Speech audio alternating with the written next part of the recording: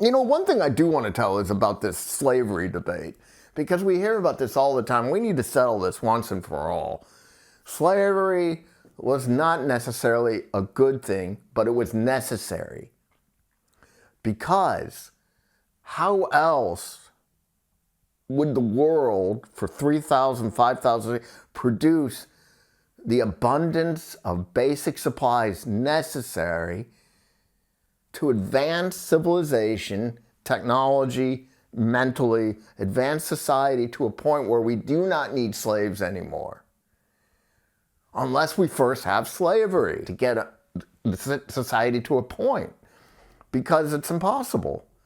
If we had no slavery in the old days, how are things going to... It would be like saying we could have the car today without first using the horse and oppressing and exploiting the horse. First we had to use the horse, then the car came 1,000 years later.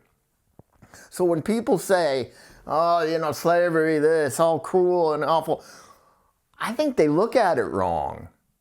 I think it's a negative view. I think we ought to celebrate the former slaves for helping us advance to a point to liberate mankind from the need of slavery. And so it should be kind of celebrated, not looked on like people were cheated and robbed and exploited in the past. We should say, you know, thanks for helping. You know, like how many soldiers died? How many soldiers died, or farmers worked their ass off or got injured, or kids, you know, gave up their whatever lives they wanted to do to advance society forward. It wasn't like the slaves were the only ones that suffered and had to sacrifice. It wasn't like that. We need to celebrate these people for being grateful. Grateful that we are now living in a society that's relatively easy compared to the old days. You know, in America, 100 years ago, 70% of people lived on farms. And it's hard to imagine, but it's only 100 years ago.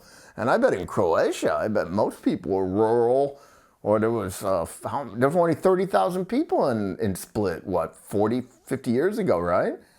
And now there's 300,000.